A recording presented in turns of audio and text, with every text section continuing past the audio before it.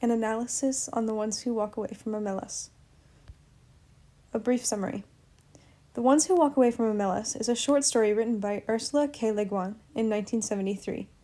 This story focuses in on a town named Amylis, a picturesque town where everyone is happy and nothing is wrong. They do not wage wars, or fight, or shed blood.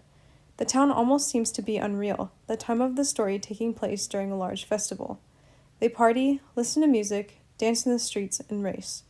Multiple times throughout the story, the narrator speaks of this, and speaks of how we probably do not even believe in such a happy town.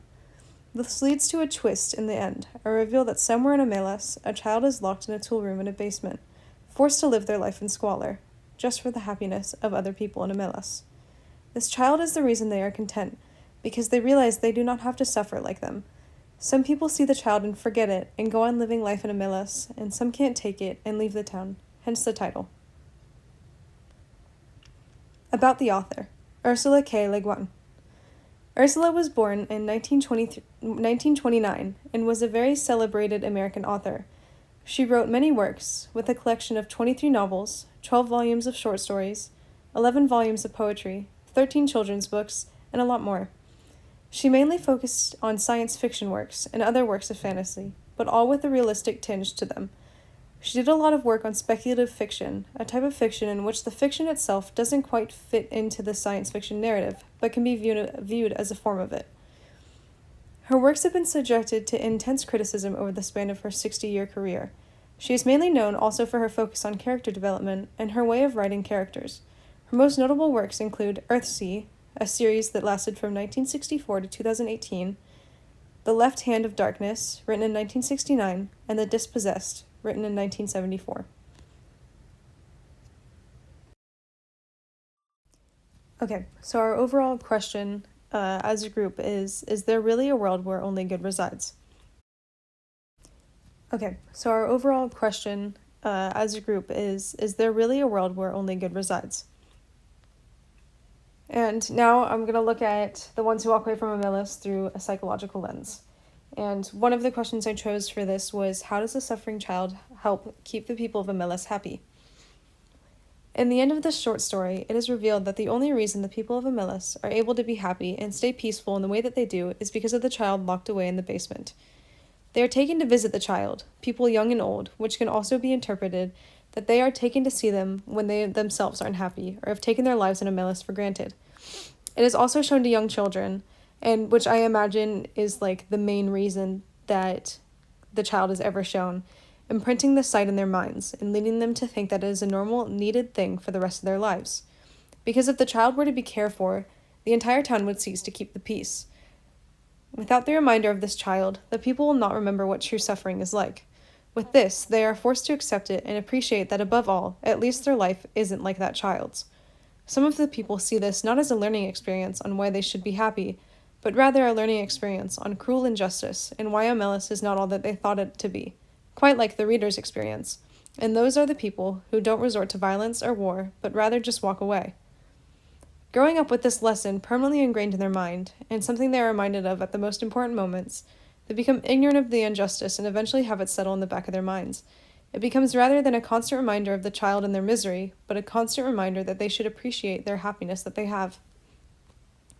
And the quote that I chose that went along with this was, "They all know that it has to be there. Some of them understand why, and some do not, but they all understand that their happiness, the beauty of their city, the health of their children, even the abundance of their harvest, and the kindly weathers of their skies, depend wholly on this child's abominable misery." Okay, so the second question I chose for my psychological lens was, how do people make decisions when in question of morality, and what makes them choose? By the end of the story, as said before, the morality of the citizens of Amylis is debated by those who have been brought to see the child. They usually choose to do one of three things. They ignore it, forget they ever saw the child, and move on. Some others, they don't forget about it completely, but rather use it as a lesson. And finally, there are the people who take it, and take it with them as they leave Amylis, the situation too much to bear. But yet, nobody does anything about it, which brings forth the question of how people make these decisions.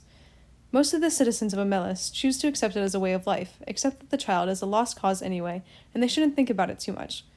And even the people who leave Amylis, like in a form of protest or whatever. They still don't do anything to actually help the child, which I think kind of furthers that reasoning. And as the citizens have lived knowing this, knowing that the child, who they even call it throughout the story, they come to believe that it is all that the child knows. They will not survive in the outside, and they comfort themselves with that thought and justify the situation.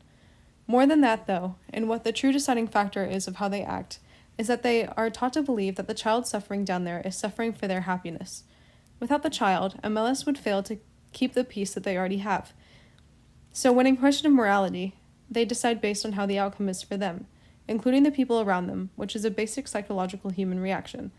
When it is a decision between their happiness or the child's, they choose the bigger population and, most of all, what is beneficial to themselves.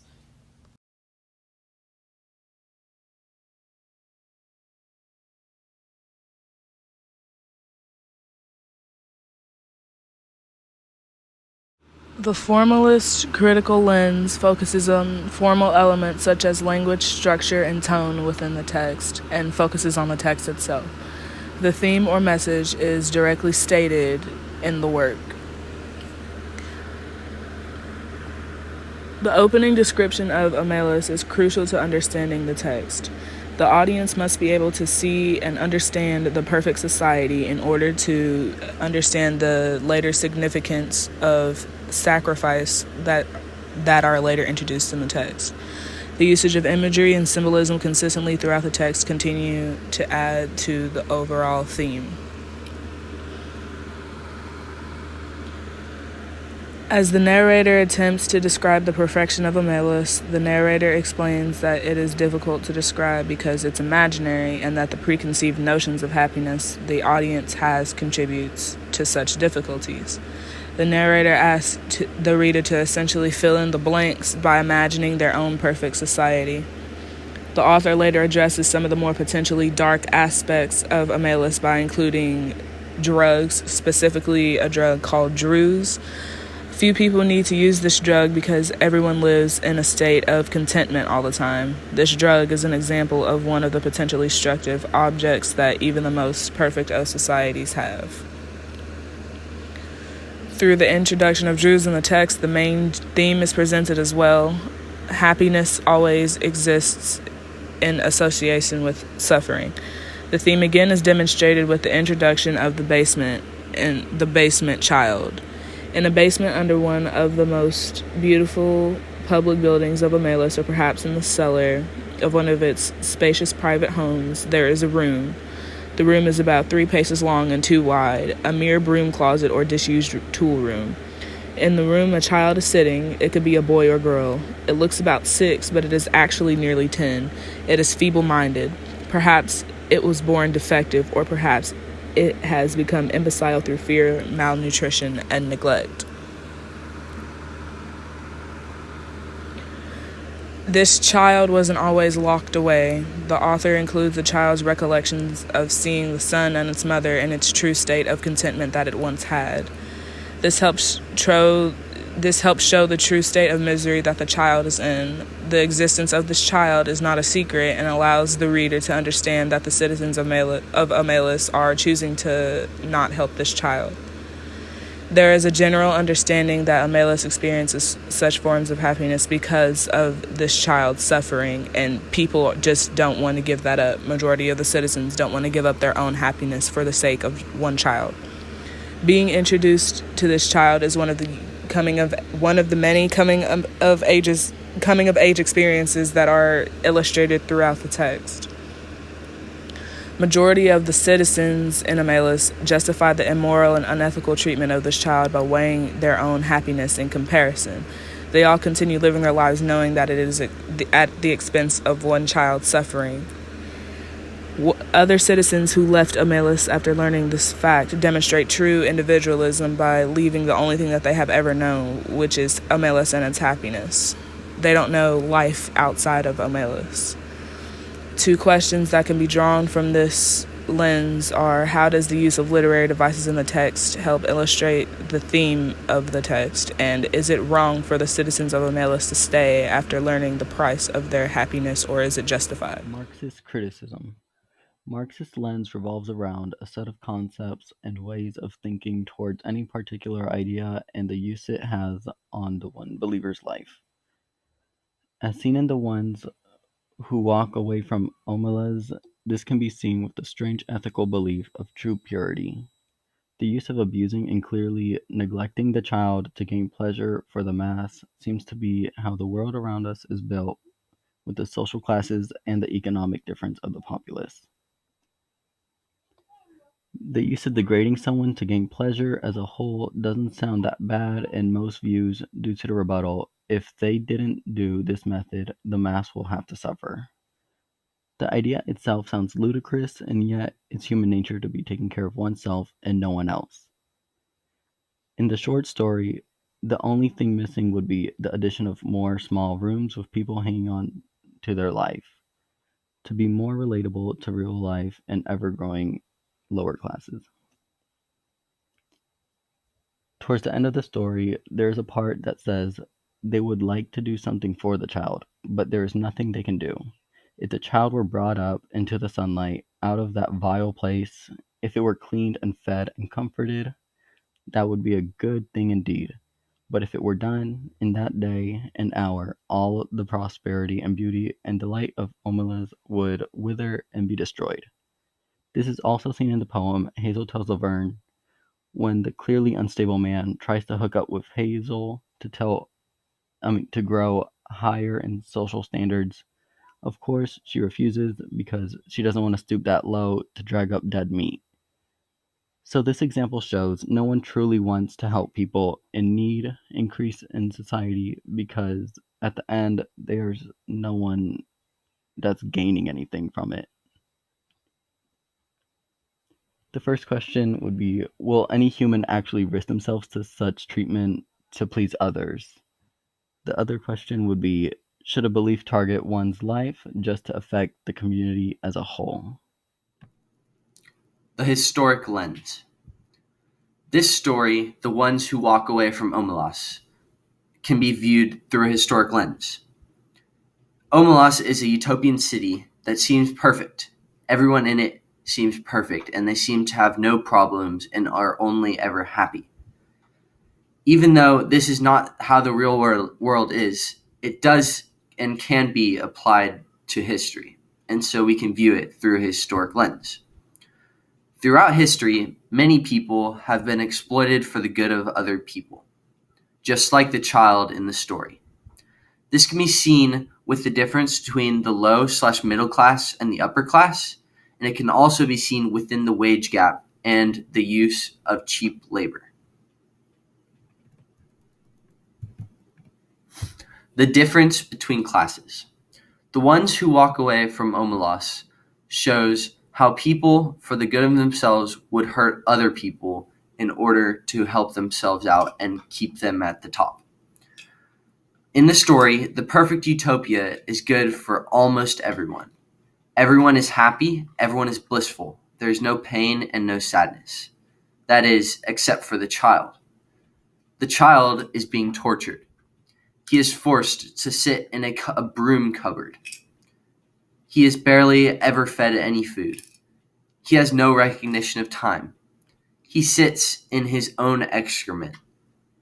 Even though people come and visit him every once in a while, they never talk to him, and the child is in agony. A quote from the story says, "It is so thin, there are no calves to its legs. Its belly protrudes. It lives on a half bowl of cornmeal and a grease a day. It is naked. Its buttocks and thighs are a mass of festered sores as it sits in its own excrement continually. The child is being tortured, and no one seems to care except for a few people." This relationship is directly comparable to that of classes throughout history, such as the Romans or the French. The upper class have power over the lower class. The upper class has very few problems because they are rich and can do whatever they want, and they seem to be in bliss.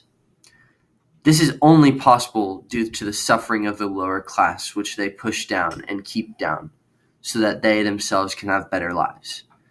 They are like the child, the lower class. almost none of the upper class cares about the lower class. They eventually begin to believe that they're better off that way and have no hope of getting out. The lower class does not believe that they can escape their lives because of the upper class. And the upper class believes that they should stay down there because they wouldn't do anything better with their lives except try to return to them. A quote from this story says, "But as time goes on, they begin to realize that even if the child could be released, it would not get much good of its freedom. A little vague pleasure of warmth and food, no doubt, but little more." This seems to show that the people who are taking care of the child in a poor way do not believe that the child could even do any better if it were let out, so it might as well stay in its suffering. This is how the upper class views the lower classes. Corporations. This story could be viewed as if Omelas is a large corporation. The people in the city are at the top. They are the managers who run the corporation. They earn much, much more money than anyone else at the bottom, who would be the lower class or the child. The people at the top could distribute much, much more money around and benefit everyone and make everyone equal. But they do not do this. They prefer to keep themselves at the top and leave the people at the bottom suffering like the child. They see the bottom workers much like the child, necessary. Their suffering and low pay is necessary in order to make those at the top wealthy. They keep the poor down they keep the bottom workers down so that they themselves can stay up. They also do not believe that they will ever be able to improve their position. Even if they're allowed up, they do not let them out because they do not believe that anyone coming up will do any better and they will try to return down. Historic questions. One question I asked myself after reading this text is, can a society exist without the pain and suffering of those at the bottom?